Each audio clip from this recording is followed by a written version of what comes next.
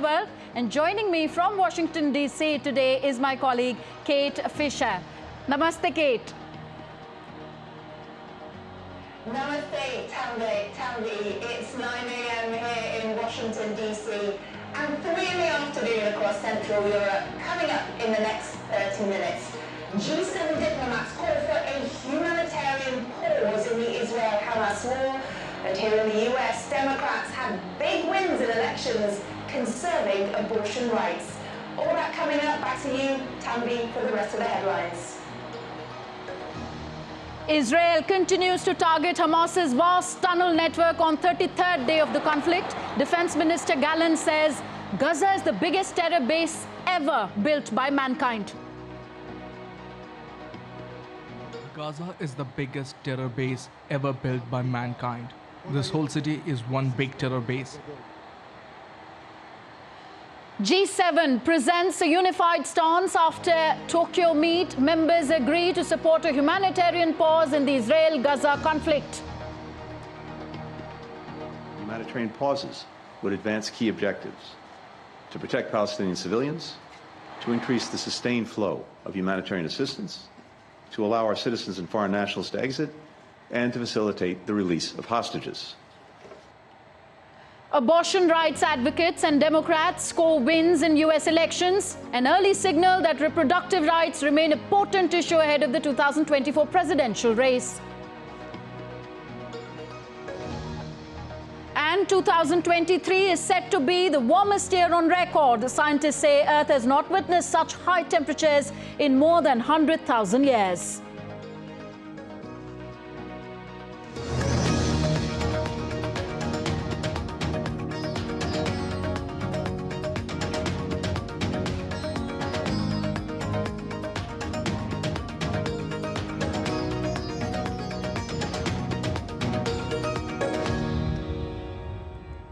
Israeli military has claimed that its airstrikes over the Gaza Strip has killed a top Hamas weapons maker, Mohsen Abu Zina, and several Hamas fighters. The military targeted Hamas's vast tunnel network beneath the besieged Palestinian enclave. Israeli troops have advanced to the heart of the densely populated Gaza city. Meanwhile, clashes have been reported between a group and Israeli forces near the Al-Shati refugee camp in the Gaza city. Israel's parliament paid a tribute to 240 people who are held hostage by Hamas since October the 7th by displaying their photos on empty seats reserved for guests visiting the Knesset. The Israeli parliament was praying for the safe return of the hostages, including some 30 babies and children. Meanwhile, Israeli Defense Minister Yoav Gallant said that Gaza was the biggest terror base ever built by mankind during a briefing to reporters in Tel Aviv. Gaza is the biggest terror base ever built by mankind. This whole city is one big terror base. Underground, kilometers of tunnels that connect to hospitals and schools connect to each other. They include communication rooms, ammunition storages, places to sleep, and all of it in order to act as a basis of terror from which they can hurt the citizens of Israel and the IDF soldiers. Indeed, India continues to report from Ground Zero. Our correspondent Amritpal Singh joins us live from Siderot near the Israel-Gaza border. Amrit, efforts are being made to secure the release of all the Israeli hostages, but how realistic are the chances of their release at this moment? Okay, Tanvi, I'm back to Tel Aviv. I was in Siderot a little while back. That's a city or small town actually near the Gaza Strip, the Gaza border. On the hostages, efforts are on. Mediation is happening via Qatar, but things are not moving at the pace they were expected to move or hopes were being filled. Basically because the two sides are not yielding. Benjamin Netanyahu made it clear unless the hostages are released, there will be no ceasefire, no fuel let-in. He sticks to his maximalist position and he says that we will continue with our military activity, achieve our military objective, and they have intensified every hour the war intensifies, not even, every day, every hour the war intensifies. You just told how they've, gotten into a military compound and seized a few of the tunnels, not all, but they are killing Hamas leadership, Hamas military leadership, Al-Qassam brigades, etc. On the other hand, Hamas says unless you cease fire, unless you go in for a prisoner swap, there is no question of the hostages being released. So 33 days after they were taken hostage, things remain the same. Only 5 have been released so far, 240 still remain in Hamas's custody. Military leadership, Al-Qassam brigades, etc. On the other hand, Hamas says unless you cease fire, unless you go in for a Israel will take on the security responsibility of Gaza. Well, what does this mean in practical terms, and how will this arrangement be different from the earlier arrangement? The earlier arrangement, if you mean the pre-2005 arrangement, post September 2005, it was Hamas which was running the Gaza Strip, and the Israeli forces only controlled the maritime borders and the airspace, but there were no ground troops inside. Now, when he says that there will be Israel will be responsible for the overall security situation in Gaza, that means there will be soldiers on the ground.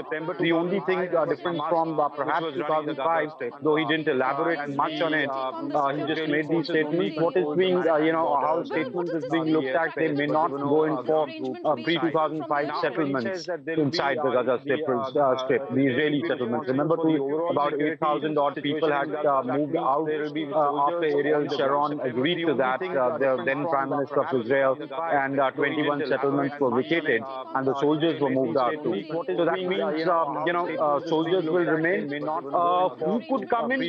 That's a good question, because Anthony Blinken made, when he was here and met Mahmoud Abbas, he made suggestions to that effect that Al-Fatah could have a role. If Al-Fatah goes in, politically, the security, the Israeli soldiers manage, but Al-Fatah at least till now is saying that unless they agree to the pre-67 solution of a two-state solution, which of course Israel is not amenable to, they will not take on authority. So all that will depend the post-Hamas era, and let me tell you, it is going to be some time before the post-Hamas era happens. In fact, that is one context Netanyahu's statement is being looked at. The Israelis know that it's very difficult to, wipe out Hamas, because you have more cadres coming in. The leadership is sitting outside also. There will be sympathizers. So they will perhaps, want to be there, hunt them down, try and prevent, again, the military strengthening of Hamas, because Hamas, the Israelis, it's easier said that they'll decimate them. Half their leadership is sitting outside the Gaza Strip coming in. The leadership is sitting outside also. There will be sympathizers. So they will perhaps, want to be there, hunt them down, try and prevent, again, the military strengthening. Amritpal Singh reporting from Jerusalem, Israel. Now, Jordan's envoy to India, Ambassador Mohammed Salam Jamil AF El-Qaid, has said India, being an emerging power, can play a crucial role in solving the West Asia conflict.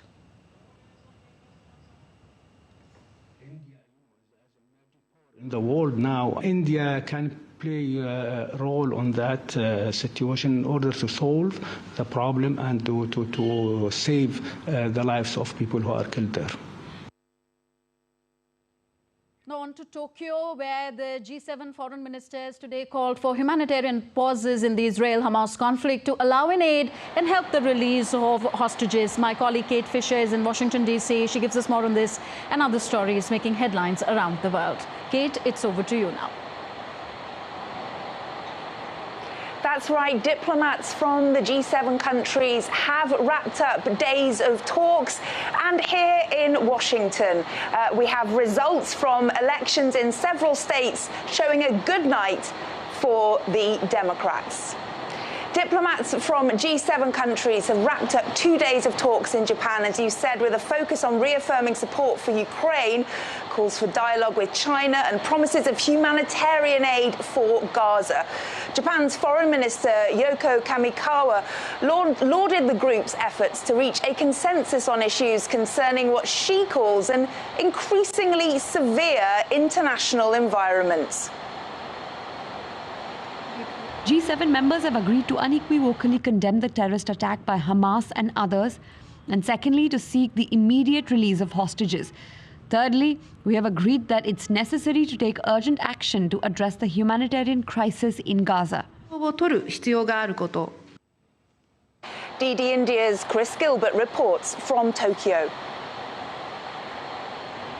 This was the fifth G7 diplomats meeting for the year, the second hosted by Japan, and it repeated a lot of the old messages from previous meetings. Right at the top, a reaffirmation of the G7's unwavering support for Ukraine and its ongoing conflict against Russia. The G7 offering again military support, financial support, humanitarian support, Japan promising to impose new sanctions, and the G7 promising to enforce the severity of the sanctions that are already in place. And China, the G7 agreeing the need and importance of maintaining and continuing and promoting candid, open and frank dialogue with Beijing on North Korea, a condemnation of its ongoing ballistic missile launches, although there are about half as many as those this year as there were in 2022, and also a condemnation of the allegations that North Korea is providing weapons and arms to Russia.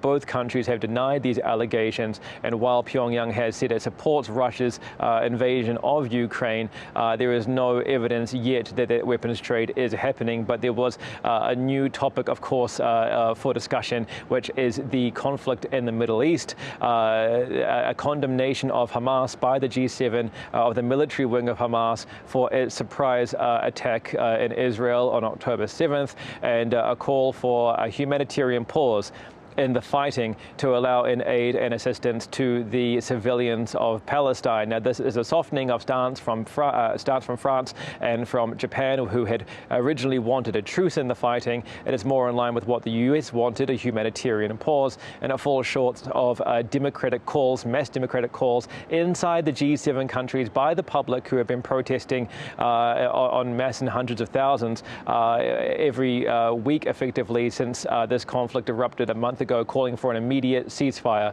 Japan has already contributed about $65 million in financial assistance to Gaza. Questions remain about what form this future humanitarian assistance is going to take, if it's going to happen, and when. Chris Gilbert in Tokyo reporting for DD India. During a media briefing following the G7 meeting in Tokyo, US Secretary of State Antony Blinken expressed a collective desire to resolve the Israel-Hamas conflict. But he said that a ceasefire will have dire consequences if Hamas remains in power. All of us want to end this conflict as soon as possible, and meanwhile, to minimize civilian suffering. But as I discussed with my G7 colleagues, those calling for an immediate ceasefire have an obligation to explain how to address the unacceptable result it would likely bring about. Hamas left in place with more than 200 hostages, with the capacity and stated intent to repeat October 7th again and again and again. Ultimately, the only way to ensure that this crisis never happens again is to begin setting the conditions for durable peace and security, and to frame our diplomatic efforts now with that in mind.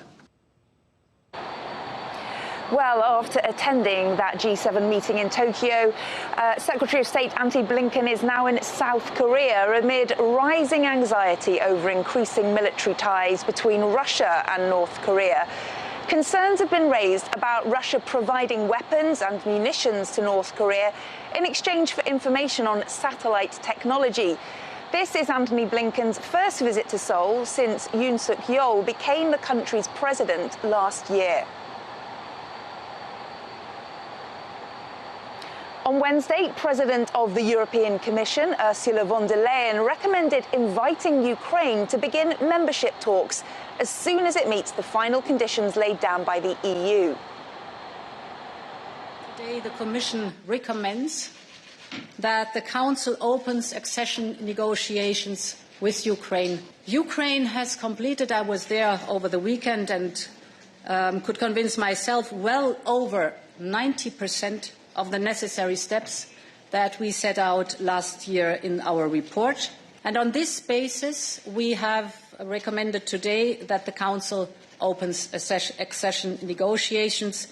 We also recommend that the Council adopts a negotiating framework once Ukraine has carried out the ongoing reforms.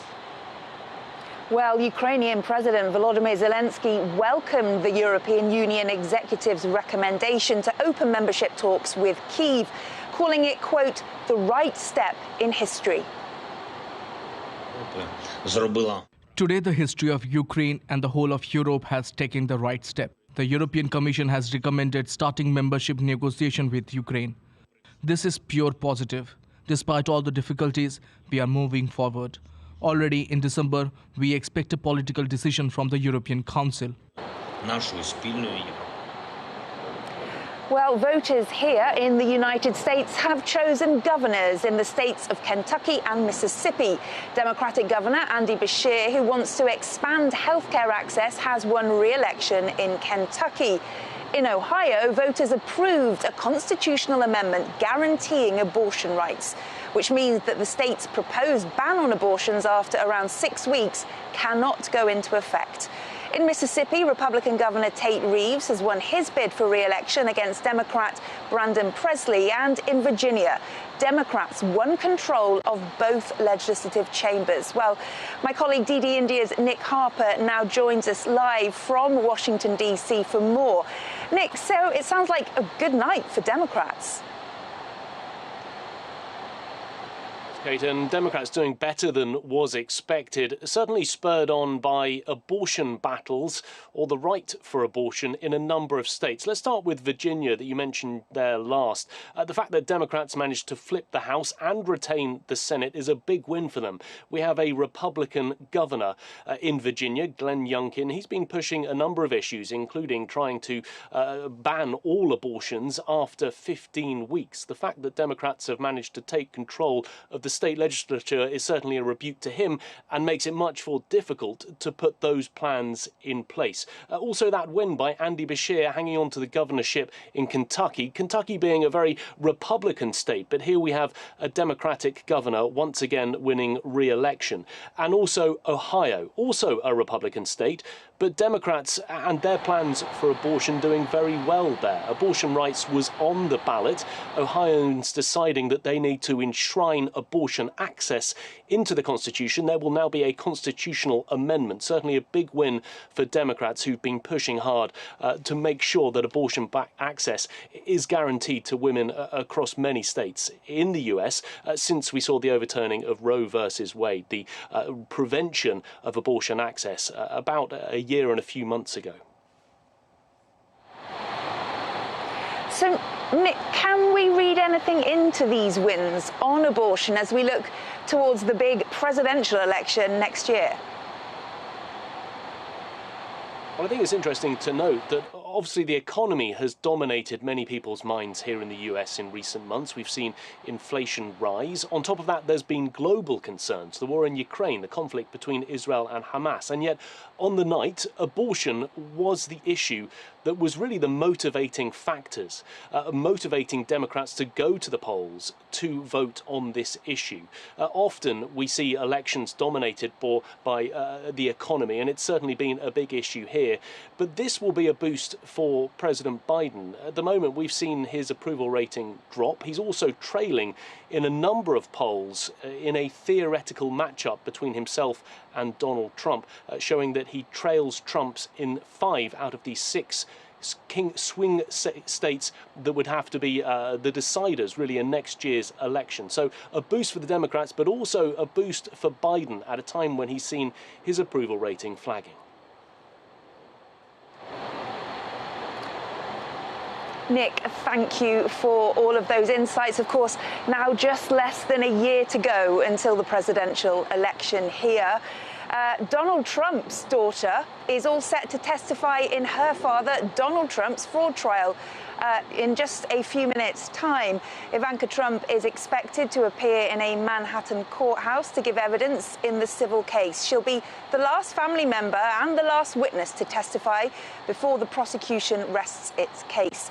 Mr. Trump's accused of inflating his wealth to secure better loans from banks. He denies any wrongdoing, calling the trial politically motivated.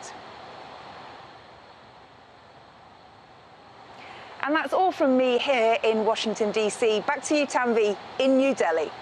Thank you very much, Kate Fisher, for joining us here. You're watching DD India Global, still to come on this show.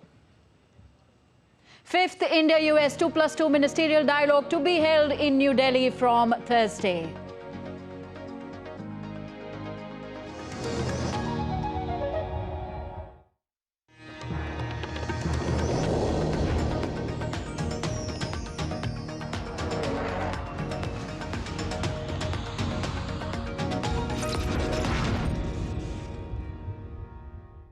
In a world that never stops, where information shapes our reality, one app stands out, helps you stay ahead of time. Introducing the DD India app, your gateway to a world of news right at your fingertips. Your most trusted source of news goes global, goes digital. Explore a world of options, top stories, live updates, in-depth analysis, and more. Stay informed wherever you are. Real-time alerts keep you ahead of the curve always. The DD India app, connecting you to the world one story at a time. Download now and explore the world of knowledge, insights, and authentic information. Welcome back. You're watching DD India Global. I am Tanvi Taneja. India's Defence Minister Rajnath Singh and Foreign Minister Dr. S. Jaishankar will host US Secretary of State Antony Blinken and Secretary of Defence Lloyd Austin for the 5th India-US 2+2 ministerial dialogue in New Delhi on Thursday. This dialogue will facilitate a high-level review of progress in various aspects of defence and security cooperation. During the discussions, the ministers will work on advancing the future roadmap for the India-US partnership. The meeting will also address regional matters and emphasize shared priorities for expanding collaborations. The Indian ministers will hold separate meetings with their US counterparts, underscoring the continuity of the ministerial dialogue and reaffirming India-US ties. Now, 2023 is set to be the warmest year on record due to unprecedented temperature irregularities, a climate scientist has warned. This comes after October 2023 was identified as the warmest October globally, with an average surface temperature of 15.3 degrees Celsius. Scientists say the Earth has not witnessed such high temperatures in more than 100,000 years. The warning comes ahead of the COP28 climate summit in Dubai. And now we take a look at other stories making news around the world.